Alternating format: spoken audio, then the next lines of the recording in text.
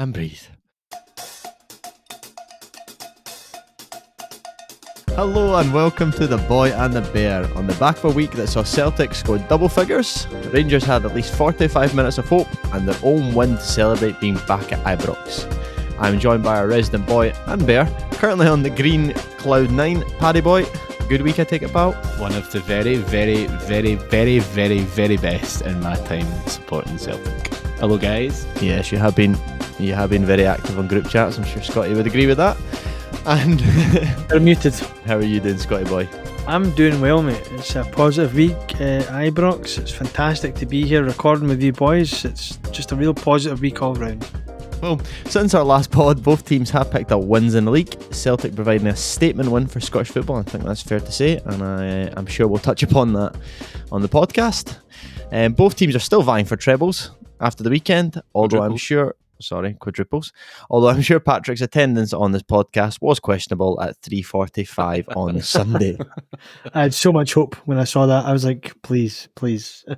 Now, I believe you've got a voice note you'd like to share with us, Pat. Now, I'm a bit concerned with this voice note because it's not something I've listened to. So we'll get into the game in a bit more detail later. But I found that I'd accidentally been doing a video of the game and I hadn't realised I'd actually recorded it. When I listened to it back, it was me just shouting angrily. Listen to this.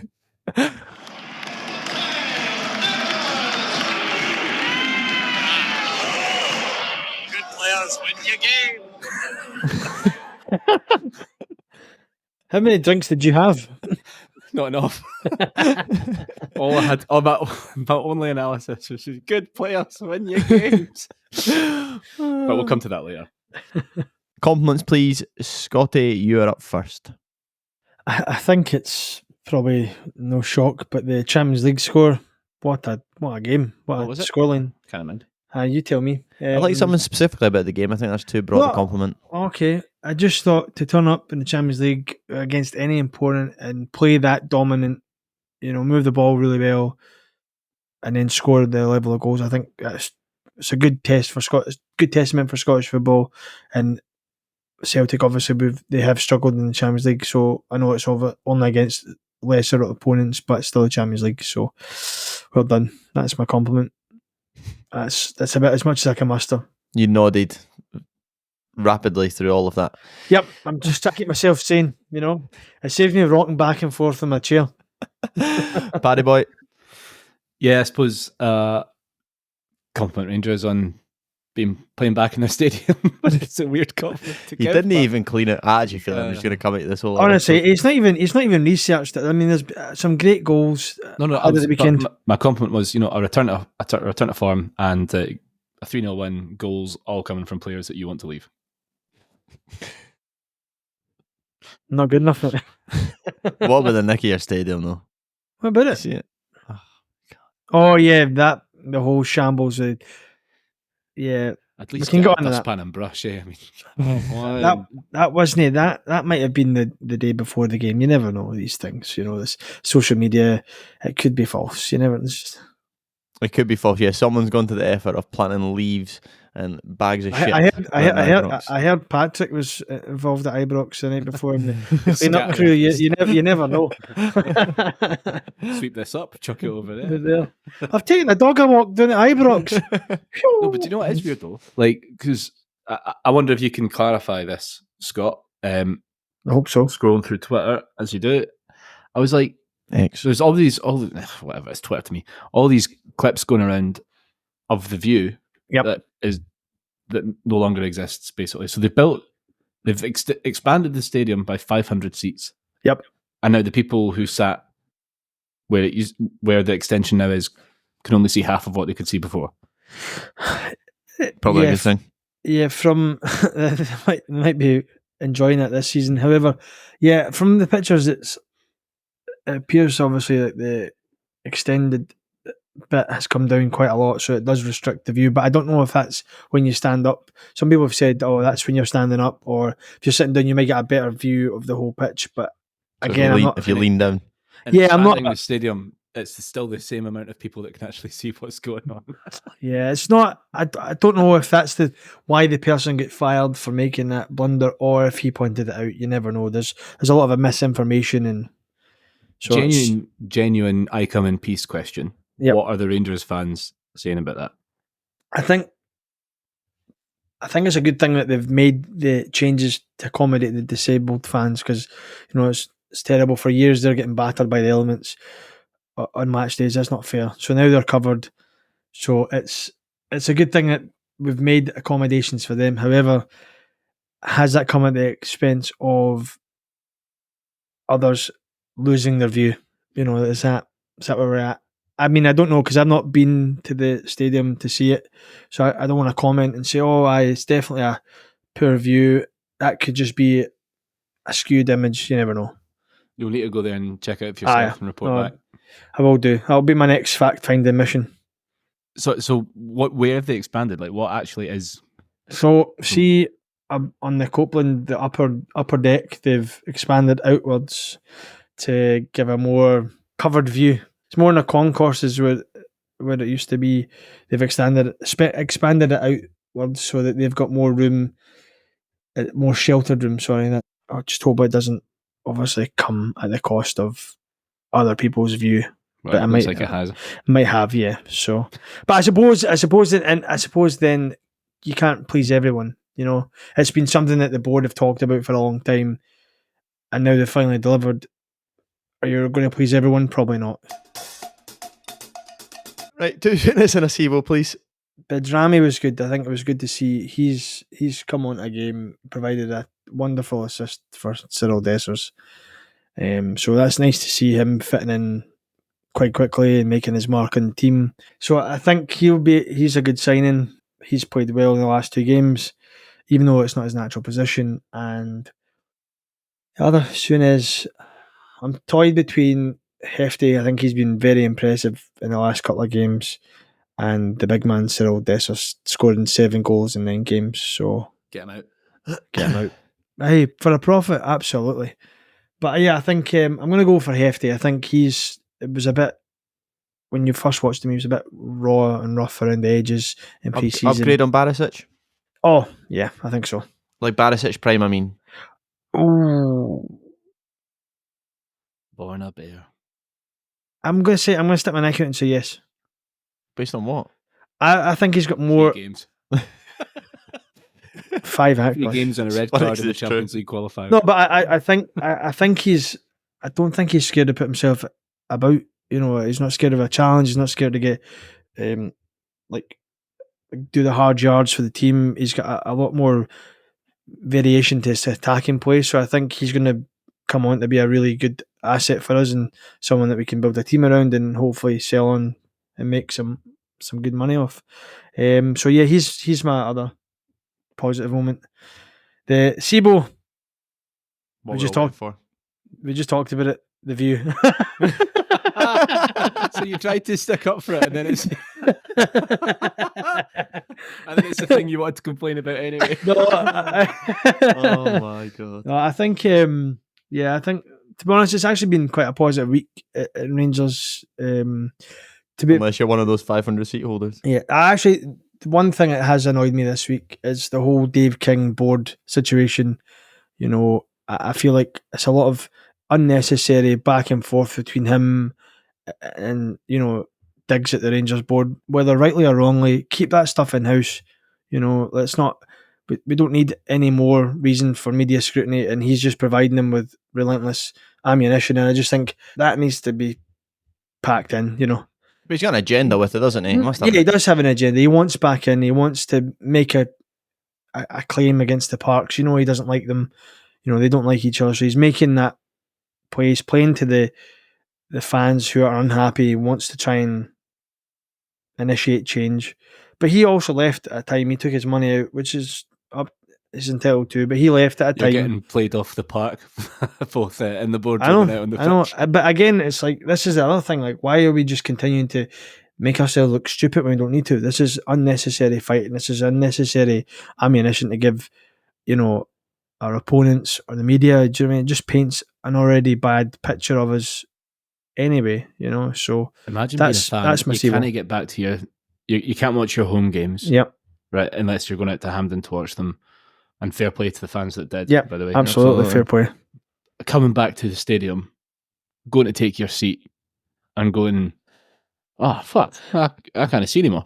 I can't see top of the corner flag. Fuck. Like, that is just... I can see Jack Butland's kneecap.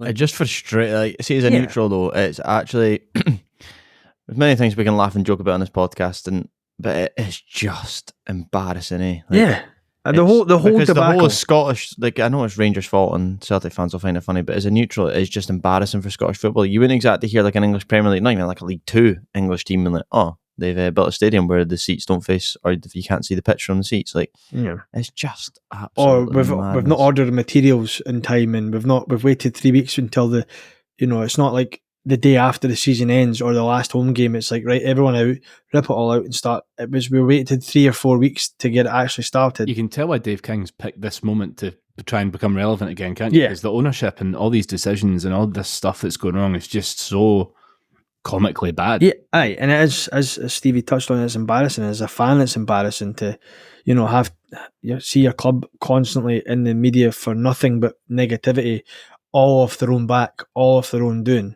We've got enough issues that we've created for ourselves in terms of recruitment and no forward planning, no succession planning for people in positions like the head of academy, the CEO.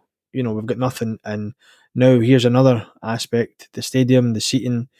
Oh, and the majority shareholder of Rangers is picking shots at the board all over primetime news and going on Talk Sport and talking and saying there's a big crisis at Rangers and primetime news. And happier news, Scotty. You're, I mean, for the listeners obviously can't see this, but your Charlie Mulgrew hairstyle is coming on. I'd also like to know what your primetime news schedule is, if that's what you think is primetime news in the world right now. But cool. Well, 9 o'clock news, mate. I'm on my way to work, so thank you for the compliment on the Charlie Mulgrew. I'm not going for a Charlie Mulgrew. I'm actually just embracing my fellow Scots in the Italy vibe. I'm going for that kind of Renaissance man period look. So thank you. It's like if Chris Boyd started a band. Chris Boyd. What would be the name? Boyd. A barrel full of Boyds. A barrel full of boys. The Canios in a do-way, please. Well, it's not going to be a shock to anyone to hear that one of them is definitely the Champions League performance last Wednesday. I'd have taken a 1-0 win or a 2-1 win before the game. I was excited for it, but I was also nervous for it.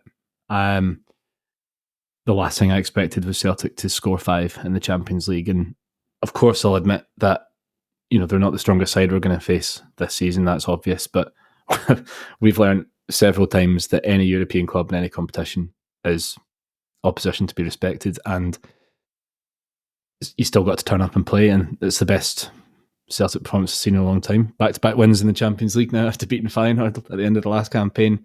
Hopefully there's a bit of momentum there, and it was truly just a joy to watch. Like one of those where you just go, do you know what, like this doesn't ever really happen. Now, I want you to think about this question, because if I didn't let you think about it, you would say Barcelona. Is that Celtic's best Champions League performance that you can remember? No, I don't think it is. I don't. It's maybe one of the most like controlling, but I think when you think of a great, like legendary Celtic European performance, you are thinking about beating one of the top dogs. And you're lucky in those situations. You were not lucky. Like you could have won by a lot more. We could have. Like it wasn't. But I remember there's games like beating Benfica 3-0 come to mind. I think we've played better than that, and drawn or lost.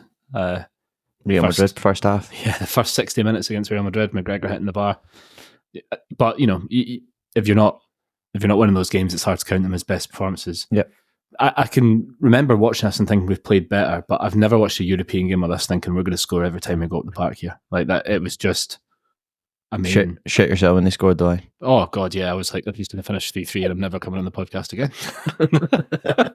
And the same thing happened when Falkirk were leading us 2-1 at half time. Before I move on to that quickly, the second Decanio for me is Arnie Angles. He just looks unbelievable, just a class act. Like, text you boys during the Celtic game. He is a serious player from like from a neutral's point of view. Like, he's got something there. Yeah, he's also really good at diving as well. Nice we jump and spin in the air. Yeah. Yeah. The boy's a class act. We'll be lucky to have him for one season. I'm just enjoying every single pass, touch, shot he takes and makes while we've got him, because he's not going to be here for long. You'll double your money. I hope so. We don't miss Matt O'Reilly. There's no higher praise. He's a nice wee penalty merchant, isn't he?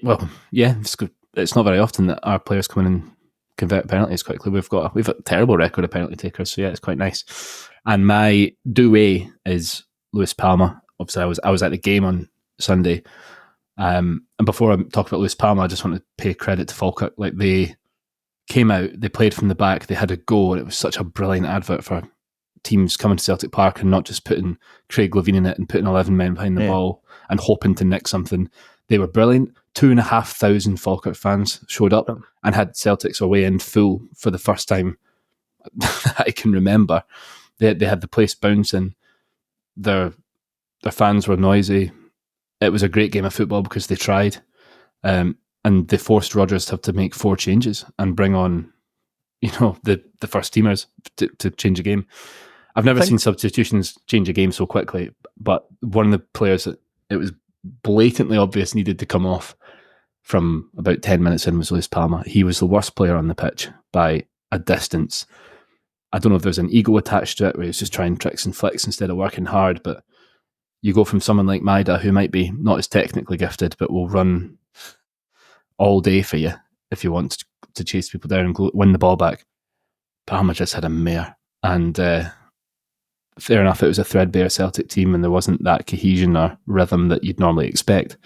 He was playing beside Valley, had a difficult debut. But for me, Yang came on and looked instantly better than Palma. Lewis Palma's at the bottom of my wingers list at the moment, and he's got some serious work to do to get back. What's he like fitness-wise, Pat?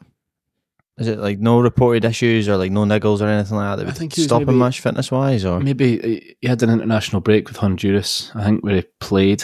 There was maybe a little niggle keeping him out before the international break, but Rodgers has deemed him fit enough to start. But sometimes players can be injured and still work hard. Yeah. There was just... He was hugely frustrating, and it looked as if most of Parkhead had sort of had enough of him.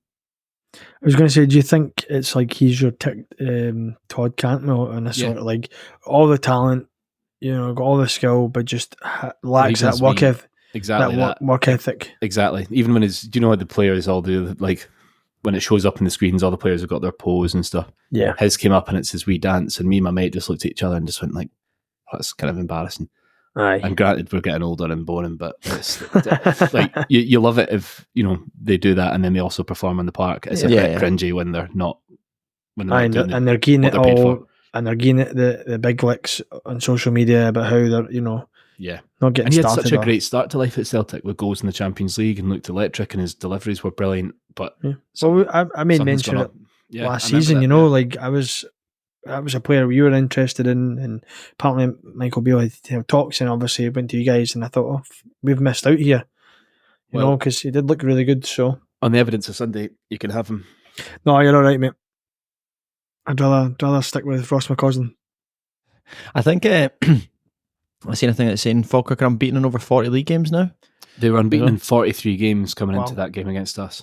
And well, not games, it's league games, but because they got put out of the cups last season. But they obviously beat Hearts to get to where they are just now. But just for me, again, just to touch on it, Pat, is I think that just shows you that there's teams in the Scottish Premier League that are like, I hope Falkirk come up and play like that.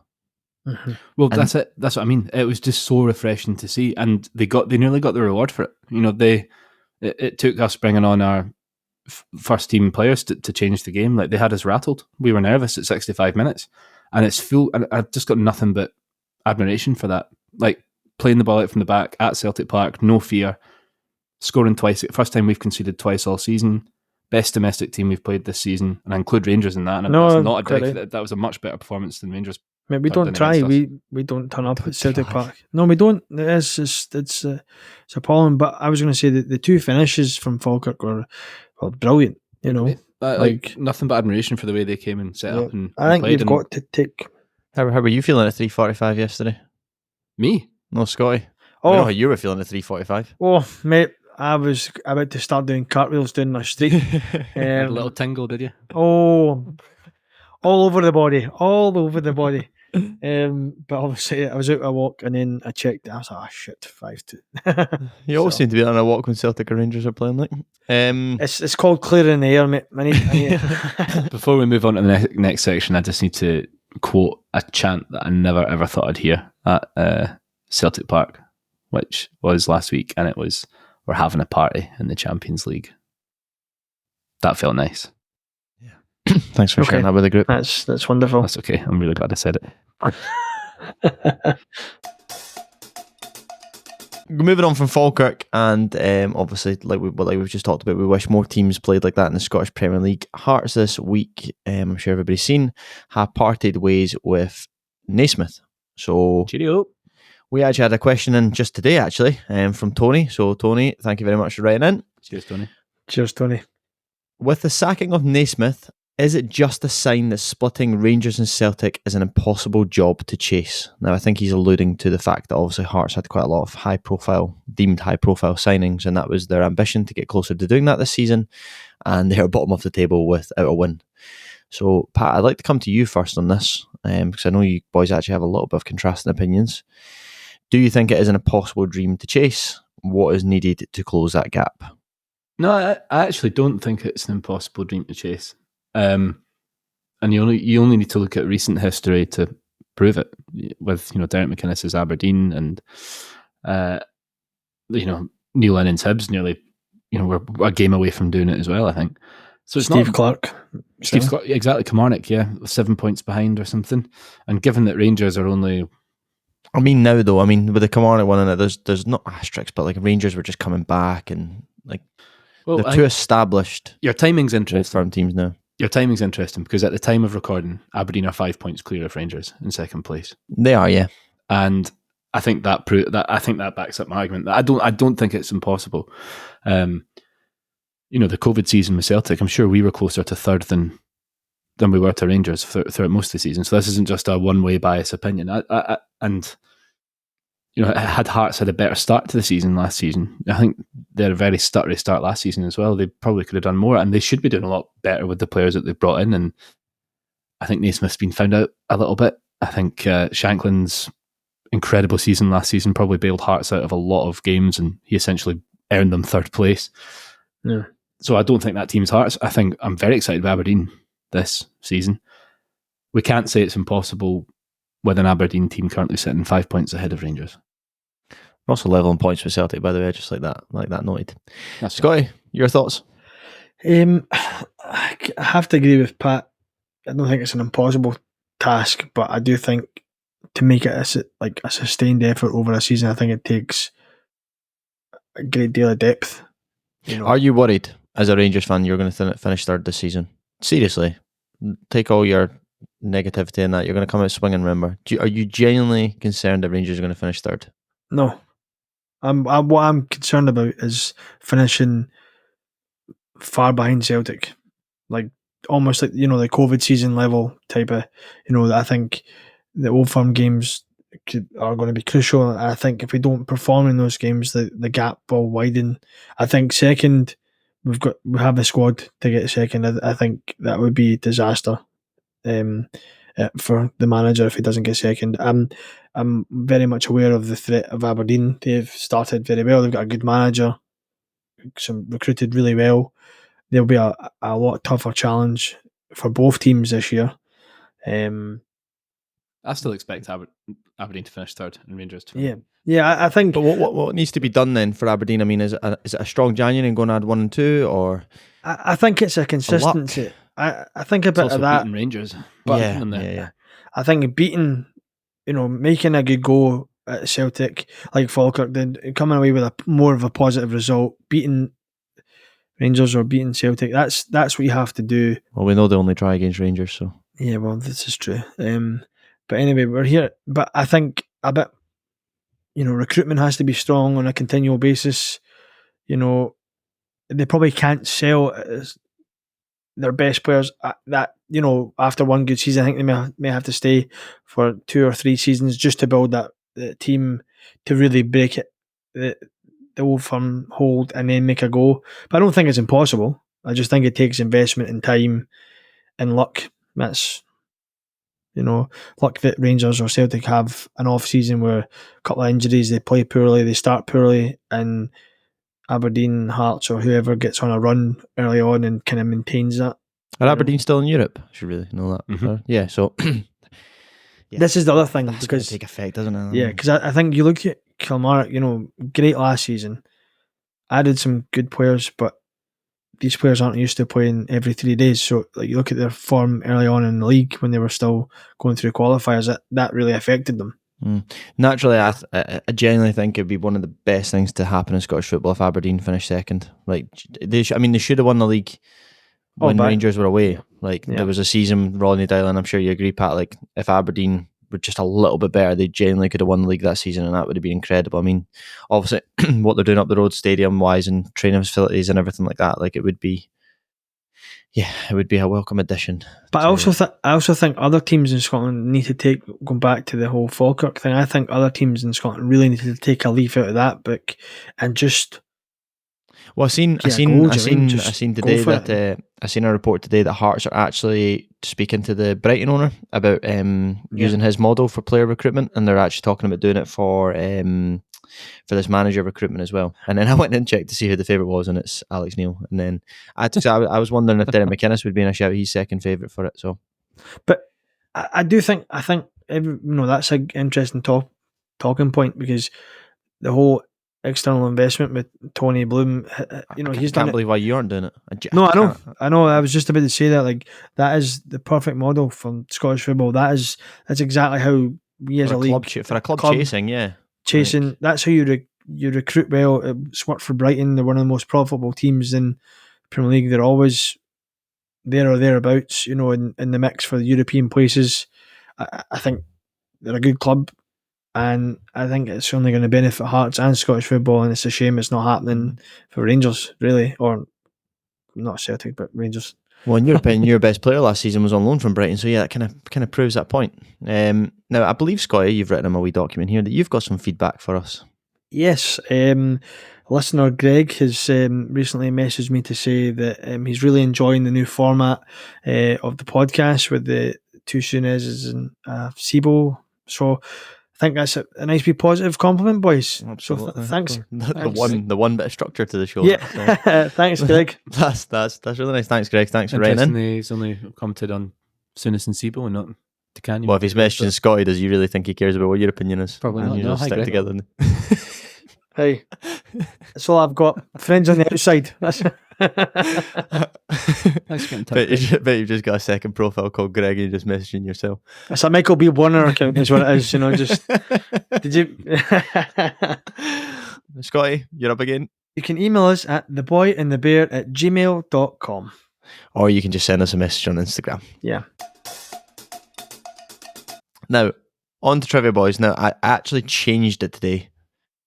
I changed it because I wasn't too happy with it, and I thought I'd keep a little theme, trying to get these themes going.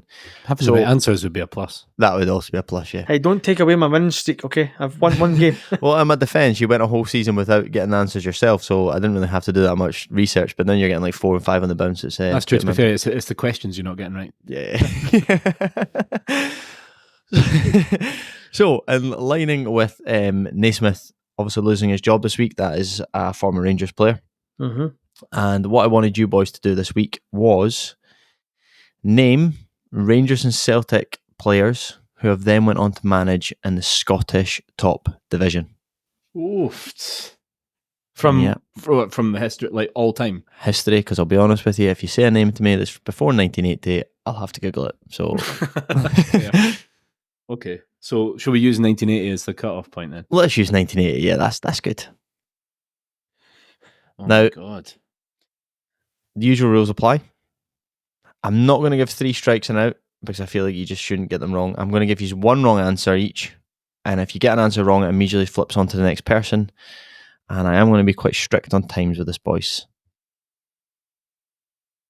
Scotty, I'm going to open up the floor with yourself. Former, and you can name obviously Celtic players. Former Celtic or Rangers players who have went on to manage in the top division of Scotland since 1980. Ali McCoist. 1-0. Well, he's just been sacked. Stephen A. Smith. 1-1. Scott Brown. Is that the top flight, Scott? No, but it's a top. Yeah, it's like top professional. No, I think you've lost. No. You're really hurting my brain. No, you said Don't know me. I've literally read the question. That's Scotty's that's twice. that's pish because this is the part again. You Scott, don't. There's two people who understand. He's turned the wains against us. He's turned the wains against us. I'm not Scott having Brown it. has done you again. No, fuck off. Rent free. Scott Brown can I do one. honestly couldn't have read the question any slower, and I really hope that when you're like, no, Pat like just dubs my question over the top. No, it's fine, Scotty. You get one wrong answer. Oh, right, okay. Right, no edit needed. Scott's just a fad. I hope you lose so badly. I hope your treble dreams die. Try and give me a top flight manager this time. No, it's you, Pat. No, shoot me. Oh, so Scott's left. All right. Yeah. Barry Robson. Yep. Aberdeen. I thought I was out. Well, we don't just carry on the game with Pat by himself. That'd be a long game. Derek McInnes. Oh man. Derek McInnes. Yeah. Okay. That's unfair. I fucking lost. That's terrible. Paul Hartley. Yep. Stephen Presley. Correct. Who did Presley manage? Hearts, was it not? He didn't. But St. Johnson. Right. No, you're still wrong, but you're still right. Who was it? Falkirk. No, oh, it was Falkirk. Sorry. In the top flight. Falkirk were in the top flight. Yeah. Hmm. According to my research, I mean, Scotty named two different clubs there and they were both wrong, which mesmerises me. They still managed to get that right. Absolutely stunning. I knew he was a manager. Unbelievable. Top flight, so. Tony Mowbray. Yes.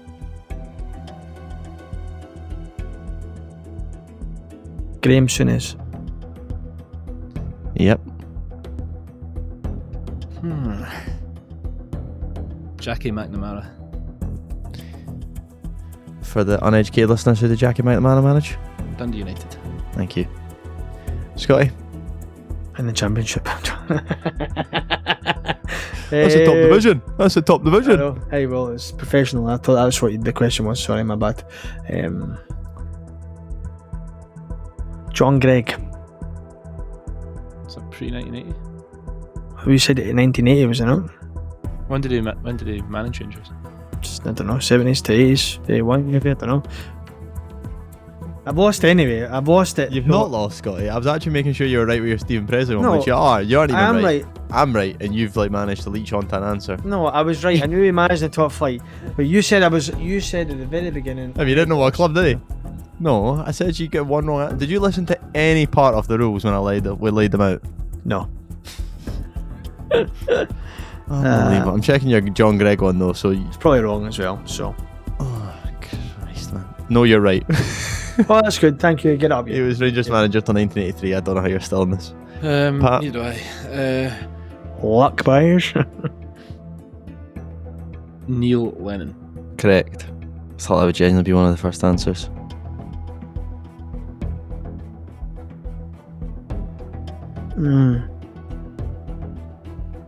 This is a struggle now. I mean, just think of some of your ex-managers. He's already lost 3 times. Twice. There is one, but it's not in the top flight, so. I've hit a blank. So just take a Stephen Presley guess. Just name a player. Name a player, Scott. Yeah, that's much better trivia for you. Just Name a Rangers footballer. It's actually really funny. He's got that question wrong as well. Remember the whole goalkeeping situation. Yeah. Yeah. Sorry, carry on, Scott. He's not finished. He's 28. Oh fuck. I know this is going to be wrong. I know he did manage us, but it's not a top flight, and my mind has gone blank. So I'm going to say Stuart McCall. Oh, fuck off! I've chucked it, you dick.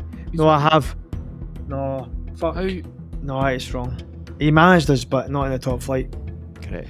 It would he be managed Motherwell in the top flight. Correct. Yes. I've only gone and done it again. Oh my god! After a 20-minute wait, Jesus! Right. Oh, John super. Collins. Just. Right. You said a name and I was like, fucking hell, he's done it, then you threw a pairing at your computer. Oh, right. Go and take like 10-15 seconds to make it look like you're actually trying. Yep, John Collins. No, I am trying. I've had about 10 minutes waiting for Scotty's answer to think of some more.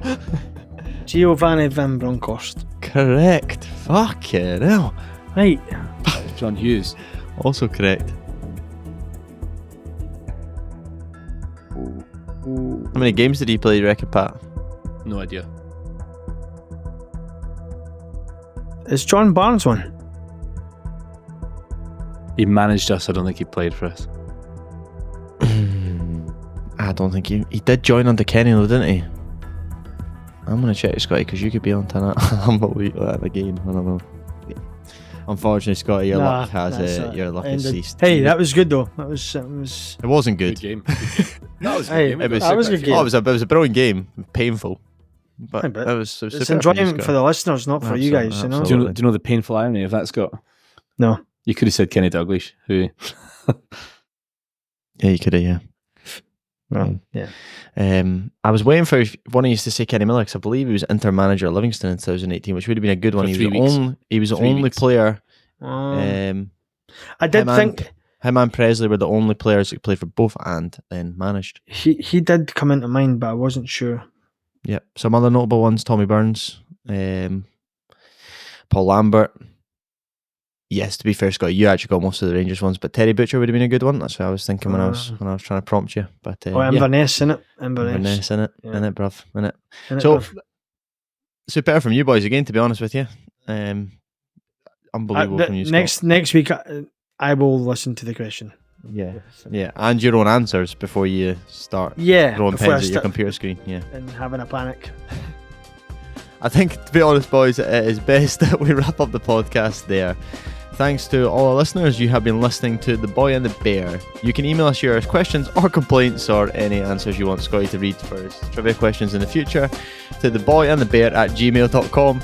And please share this pod with your mates on group chats. And do give us a follow on our social channels as well. Instagram and Twitter at BoyBearPod, and our YouTube channel now has our episodes added to it on a fortnightly basis at the Boy Bear Podcast.